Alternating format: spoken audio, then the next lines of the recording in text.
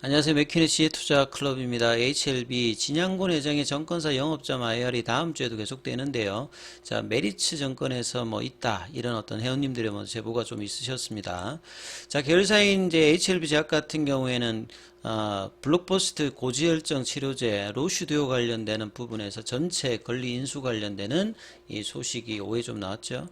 자, HLB 쪽에서는 이제 공매도 잔고가 공매도 금지 이후에 누적적으로 이제 100만 주 이상 일단 감소하는 흐름들을 보이고 있습니다. 이 부분 한번 살펴보겠습니다. 먼저 차트 흐름 살펴보겠습니다. HLB 이번 주 들어서 이제 지난주에 이어서 5일선의 어떤 지지 흐름들을 주중에서 계속 이제 견조한 흐름들을 보였죠.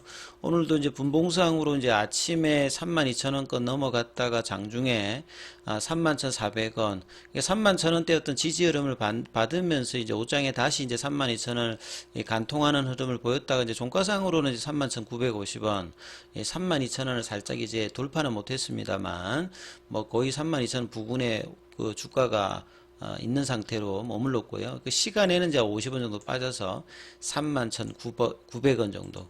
그래서 일봉상의 흐름들은 5일선 지지를 견고하게 이제 보이면서 어제 양봉의 어떤 이제 시가를 훼손하지 않는 흐름, 다만 이제 거래량이 부족한 것이 신뢰도가 좀 떨어집니다만 이제 거래가 좀 붙으면서 다음 주 같은 경우는 이제 32,000원, 3만원 1,000원대였던 지지를 바탕으로 이제 중요한 라인 35,000원대가 넘어가는 흐름을 보여주느냐, 이게 이제 일단 중요하겠죠.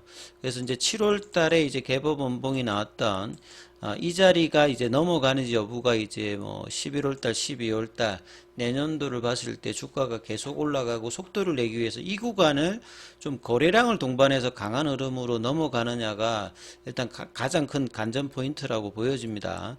그래서 이 부분들이 넘어가고 월봉상으로는 이 4만원대 구간이 넘어가면 뭐 3년 만에 거의 3년 만에 이제 장기 추세 전환이 나타나는 지점입니다. 그래서 이 거래량들이 이제 지속적으로 몇 년 사이에 좀 줄었던 부분들이 거래량도 유입되면서 이제 많은 주식 수요였던 물량 부담을 뚫고서 올라가기 위해서 이제 거래량 유입가 되면서 돌파 여부가 가장 뭐 중요하니까 이 부분들이 이제 차트상의 중요한 어떤 맥점이라고 보여집니다. 자, 그리고 이제 이런 어떤 회사의 자신감으로 이제 어제 유한타증권 이제 지점에서의 어떤 IR 관련해서 이제 다음 주에도 뭐 추가적으로 증권사 IR 관련되는 부분 한다 이렇게 이제 뭐 회원님들이 또 이렇게 제보를 또 하셔서 다음 주에도 어떤 이야기가 또 나올지 또 살펴보셔야 될 것 같고요. 자, 이 제약 관련되는 부분에서는 오후에 이제 이 고지혈증 치료제 로슈 듀오 관련해서 뭐 권리 인수한다, 이 내용이 나오면서 이 계열사 종목 중에서 어떤 거라도 이제 강하게 이끌면 동반 상승을 할 수 있기 때문에, 그리고 이제 이슈가 나왔을 때 이제 최근에 보게 되면 일단 나름 거래량이 동반되면서 강한 흐름을 장중에 낸다고 하는 것 자체가 뭐 이렇게 윗꼬리가 나서 좀 아쉽습니다만 반응을 한다는 자체가 이제 좀 의미가 있다고 봐야 되겠죠. 13,400원까지 올라갔다가 다시 제자리로 왔던 부분입니다만 이제 그룹사 관련되는 부분에서 움직임이 조금씩 나타나고 있는 부분들 일단 긍정적으로 보여줍니다. 내용을 좀 살펴보면요. HLB 제약이 이제 시어스 제약으로부터 이제 주력 제품인 고지혈증 치료제 로슈듀오 관련해서 전체 권리를 인수했다, 이렇게 지금 밝혔는데요. 자, 올해 11월 누적으로 이제 100억대 이상, 국내에서는 뭐 100억 이상이 나오면 일단 블록버스터인데 최근에는 1000억 이상이 되어야 뭐 블록버스터라 상향 조정돼 있습니다만 나름 의미 있는 일단 매출단을 만들어내고 있고요. HLB 제약의 가장 빠른 성장을 이끌고 있는 주력 이제 플래그십 뭐 제품이라 봐야 되겠죠. 그래서 전체적으로 3분기 누적도 매출단에서는 수익성은 좀 뭐 아직까지는 견조하지 못합니다만 매출은 창사 이래 처음으로 1000억대가 넘어가고 있다, 이렇게 봐야 되겠죠. 그래서 고지혈증 관련되는 부분들은 이제 보통 이제 만성질환 중에서 뭐 대표적인 게 뭐 고혈압, 그 다음에 뭐 당뇨, 고지혈 이렇게 되잖아요. 그 중에서 이제 국내 의약품 시장에서 2021년도 기준으로 보면 여기가 1조 7천억대, 뭐 당뇨나 이제 고혈압 같은 경우에도 다 이제 1조 초반대가 나오는데 이 고지혈증 관련되는 부분이 가장 일단 큰 시장이다, 이렇게 보시면 되겠고요. 이 중에서 이제 로슈바스타딘, 에제티미브, 이게 뭐 제품명 성분명 들어가면 용어가 좀 뭐 발음하기도 힘들고 그런데요. 이 복합제가 전체 시장 중에서 5,200억 정도. 국내에만 이제 이렇게 복합재 관련되는 부분이 유독 이제 전 세계에서 좀 강하게 되고 있는 게, 이게 보험가 적용을 하게 되면 단일 제형보다는 복합 제형이 이제 보험약가에서 좀 더 효과를 내기 때문에 단일 제형만큼 이제 복합제도 국내에서는 좀 활성화되어 있습니다. 이게 이제 뭐 건강보험 급여를 했을 때 유리하기 때문에 이런 식으로 이제 복합제 관련되는 개량 신약 개발들이 이 고지혈증 중에서 스타딘 관련되는 어떤 치료제 쪽에서는 왕성하게 좀 일어나고 있다, 이렇게 봐야 될 것 같고요. 자, HLB 제약 같은 경우에는 이제 지난해 말에 이제 로슈듀오 관련해서 이제 생동성 시험, 제네릭 쪽에서는 이제 보통 이제 임상을 하는 게 아니라 이제 생동성 시험에 성공하게 되면 되죠. 이 부분에서 이제 일단 성공했고요. 해당 제품을 기존 이제 시어스 제약으로부터 이제 공급을 받았는데, 이제 약품에 대한 모든 권리를 이제 영구적으로 인수했기 때문에 장기적으로 이제 안전적인 공급, 판매권 이제 간에서 향후에 발생할 수 있는 잠재적 리스크도 이제 일단 다 해소를 했다고 합니다. 그래서 고지혈증 치료제 시장의 어떤 성장 속도, 로슈드의 어떤 판매 추이를 고려해서 수년 내 제품이 한 200억 이상 정도 넘을 것이라고 일단 기대하고 있습니다. 그래서 플래그십 제품인 로슈드에 대한 어떤 완전한 뭐 권리 인수를 통해서 제품 생산, 마케팅, 판매 전반에서 뭐 원가 개선 물려하고 좋은 흐름들을 보여줄 거로 보여주고요. 항남제약 관련된 항남 공장을 통해 가지고 CMO 관련되는 사업에서도 매출이 급증을 하고 있으니까 매출의 어떤 성장성은 계속 이제 HLB 쪽으로 인수하고 난 다음에 꾸준히 지금 좋아지고 있습니다. 그리고 결국 리보세라닌 관련해서 이제 승인 이후에 장기적으로 CGMP 관련되는 생산시설 관련 허가를 또 임상을 통해서 하면 향후에 리보세라님 생산 관련해서 HLB 제약도 이제 주가가 움직이게 되고, 그 다음에 이제 장기 지속형 관련되는 주사제 관련되는 부분, 이 부분들도 엘리케스 관련되는 부분에서 이제 기대가 계속 있다고 봐야 되겠죠. 이 로슈듀오 같은 경우에는 2020년도에 이제 출시를 했어요. 보시게 되면 2020년도에 로슈듀오 관련되는 부분이 있는데, 이 전체 이제 우리 그 고지혈증 치료제 같은 게 보면 이 리피토가 이제 그 역사상 가장 이제 그 과거에 그 글로벌 판매량이 많은 제품입니다. 하이자가 이것 때문에 이제 그 인수 합병을 하죠. 이 리피토 제품을 받아들이기 위해서. 그리고 이제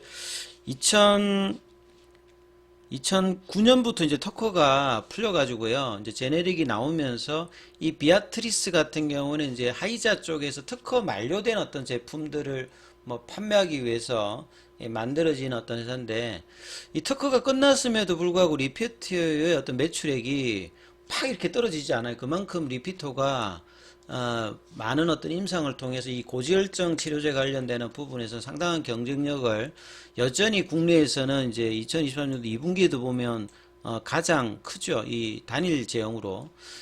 이거 다음으로 이제 리피트도 사실은 이제 퍼스트 인 클래스가 아니라 이 스타딘 계열에서는 스타딘이 이제 사실 이제 지지를 그러니까 이 고지혈증 같은 경우가 이제 혈액에 이제 콜레스테롤 관련되는 부분이 이제 정상 상태보다 많아지는 형태인데, 이 스타딘 관련되는 이제 약제가 이게 들어오면 이제 간에서 이제 합성을 이제 막아가지고 몸에 좀 안 좋은 이 저밀도 이제 지단백질 콜레스테롤 관련된 수치를 이렇게 낮춰주는 부분이거든요.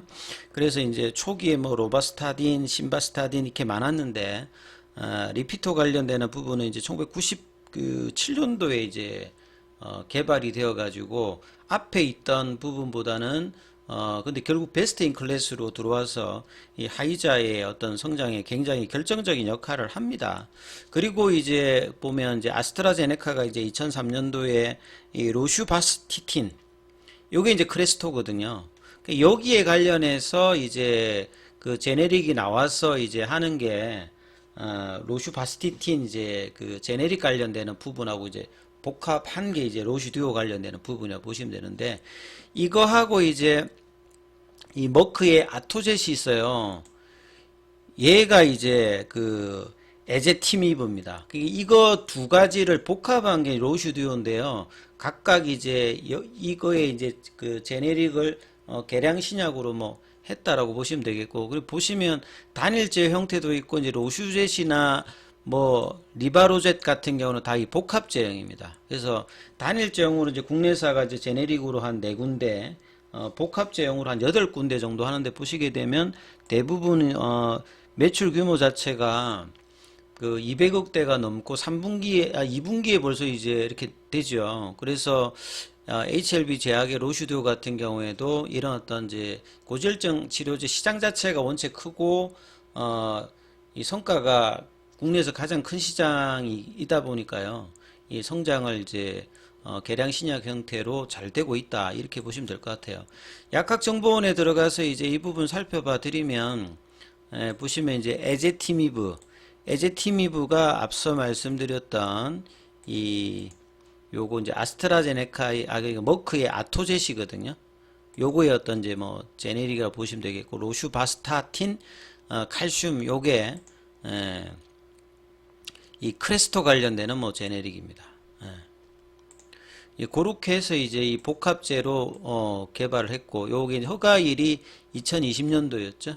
그래서 뭐 이렇게 보험급여가 되어서 이게 단일제형으로 하는 것보다 복합제로 이렇게 썼을 때 보험급여에 효과가 있어서 이렇게 개발을 하고 실제로 이제 국내에서는 이 비용 전략을 위해서 이제 이런 부분들이 개발이 되어서 잘 팔리고 있다 이렇게 보시면 되겠고요. 시어스 제약은 이제 2017년도에 이제 뭐 창립을 했는데 여기에 보면 이제 이 로슈 듀오 정이 있죠.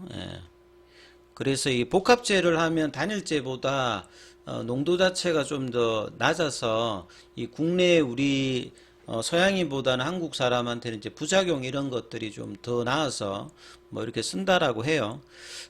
그리고 이제 오늘 항서제약의 어떤 주가는 0.51% 빠졌고요. 그래서 여기는 큰 흐름이 지금 나타나고 있지 않고 이 공매도 관련되는 부분은 오늘도 1578주. 자, 근데 공매도 잔고를 보게 되면 이제 공매도 이제 금지가 있었던 11월 3일 기준으로 이제 여기가 이제 930만 주대였는데요.